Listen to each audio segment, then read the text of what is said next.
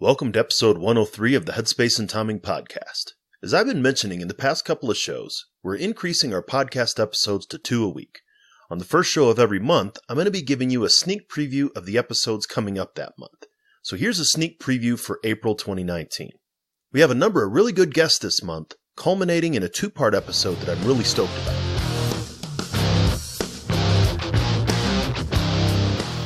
Welcome to the Headspace and Timing podcast, a show dedicated to breaking down the stereotypes around veteran mental health.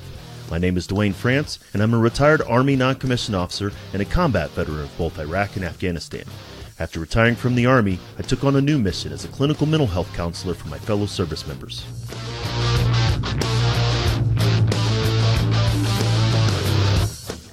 If you served in any branch of the military, then you're familiar with the M2 machine gun, the 50 cal. It's one of the most effective weapons in the military's arsenal.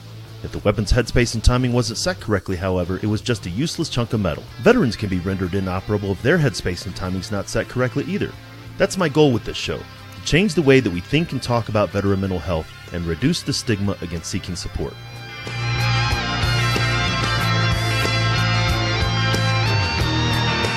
Each week, we'll talk with mental health professionals, veterans, and those who support service members, veterans, and their families. We're going to have real and honest conversations about a topic that most just don't like to talk about, veteran mental health. Let's jump into this week's conversation.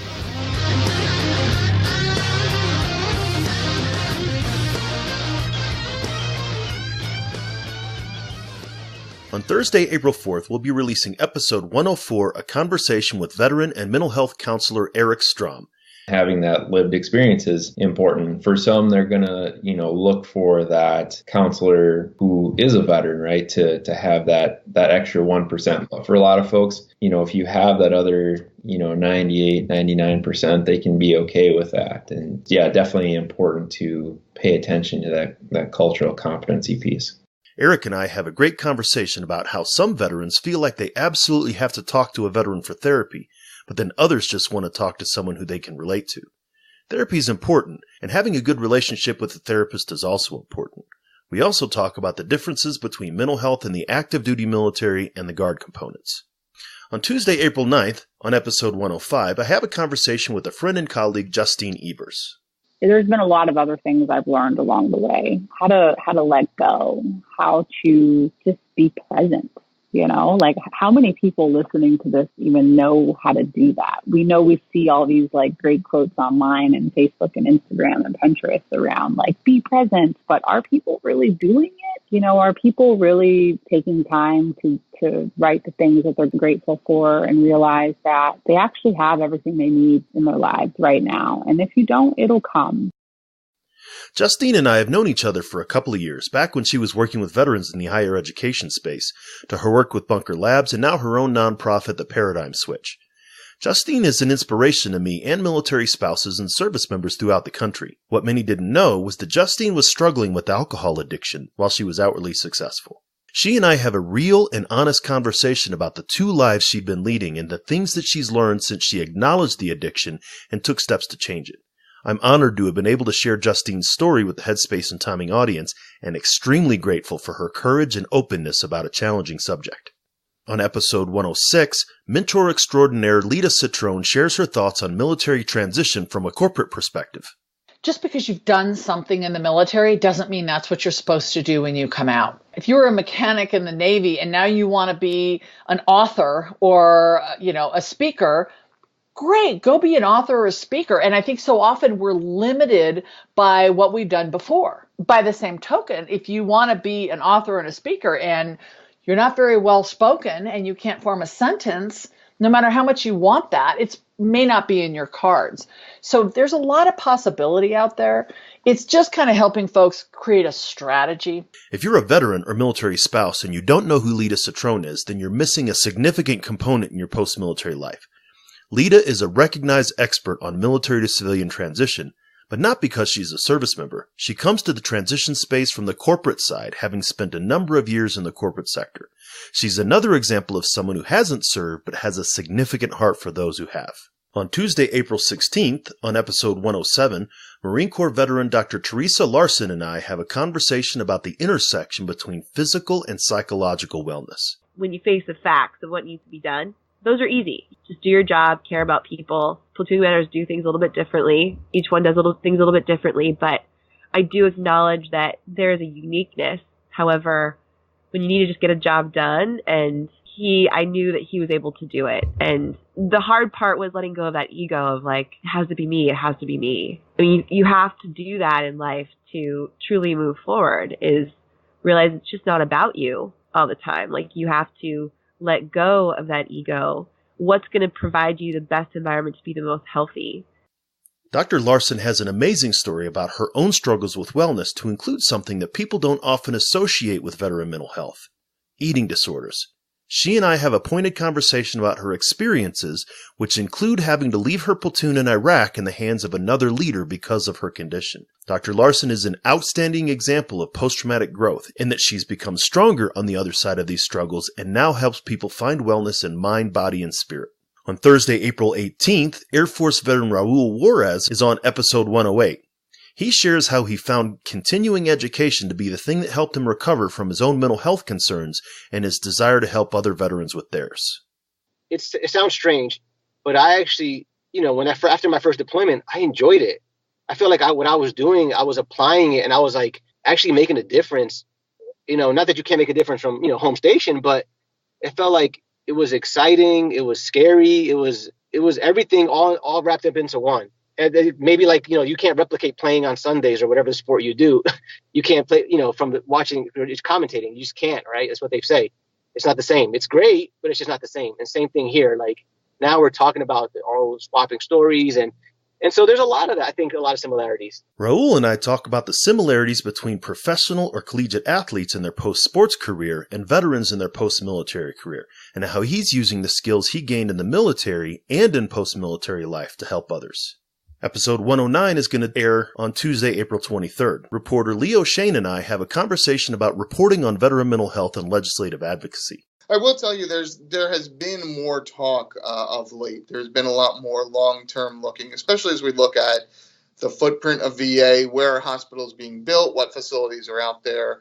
The old model was you got a big metropolitan center, you got enough veterans there, boom, build a big VA hospital and we'll repair it and we'll keep it going. And now we've seen more clinics. We've seen more some smaller scale footprints that allow for more flexibility, may allow for expansion or contraction. And even in the Mission Act, there's part of this is setting up a network. Part of this is setting up a better way of connecting the VA healthcare system to the private healthcare system and creating a safety net for veterans that works into the future. Even if the number of veterans starts to dwindle, you've got a healthy healthcare system that can at least absorb. Leo's done a lot of great work in reporting on veteran issues in his career, and if you want to know what's going on in the Capitol regarding the future of the VA, then he's one of the few reporters who gets it. Make sure to tune in to his episode to get some behind-the-scenes insights into the upcoming implementation of the Mission Act and how the VA is changing in the future. Thursday, April 25th is the first of a two-part series with Dr. Ed Tick, a nationally recognized expert on veteran mental health and an author of Warrior's Return, Restoring the Soul After War. In The Art of War, Sun Tzu said, the most important thing officers and leaders can do is to be moral examples for their troops, expressing moral values and keeping the troops within moral reins. And the degree to which the leaders do that and appear as good fathers, loving and guiding their children, to that degree, the troops will be happily willing to follow those leaders and serve well in their campaign. Dr. Tick was singing my song through these two conversations. The concept of moral, just, and responsible leadership is one that I personally tried to adhere to in my military career, and the best leaders that I followed tried to do exactly that.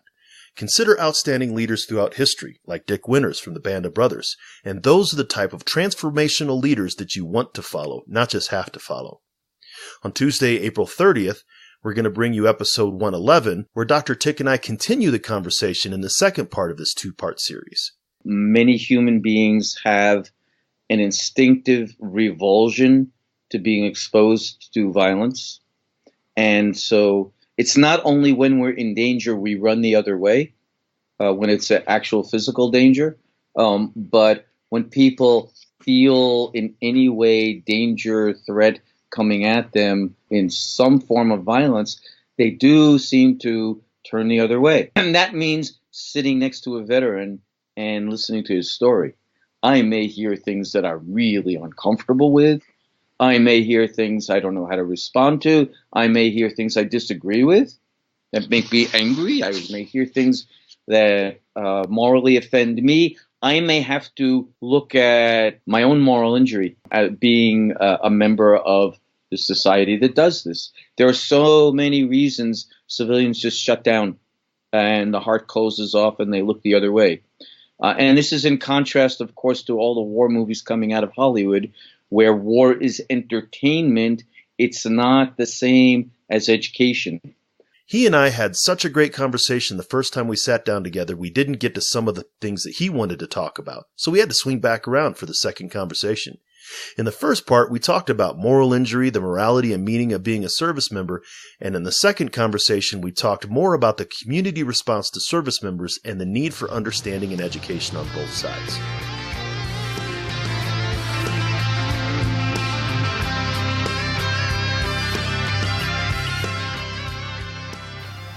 You're listening to Headspace and Timing, where we're trying to change the way that we think and talk about veteran mental health.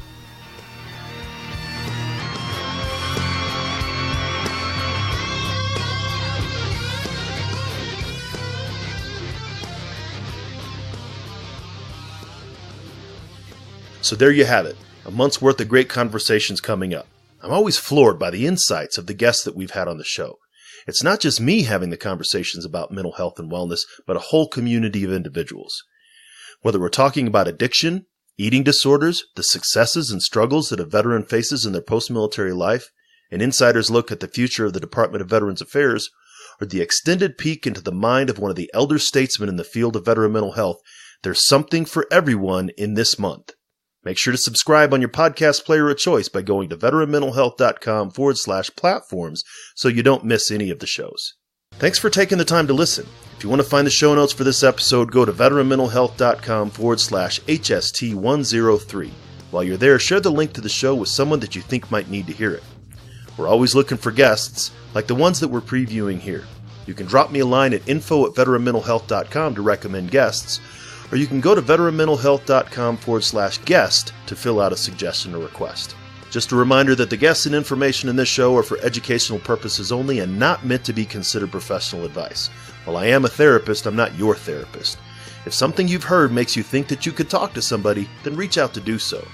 I'd like to thank Doc Todd for giving us permission to use his track Not Alone from his album Combat Medicine. Doc's trying to bring the discussion about veteran mental health out of the darkness and into the light, and you can see all of his work at therealdoctodd.com. Be on the lookout for all of these episodes, and until next time, veterans, remember, you're not alone. Ever. The struggle is real, found a feast and lost a soul. Eventually my drinking, it got out of control. There in darkness I roam, struggling to find home. See, suddenly death didn't feel so alone.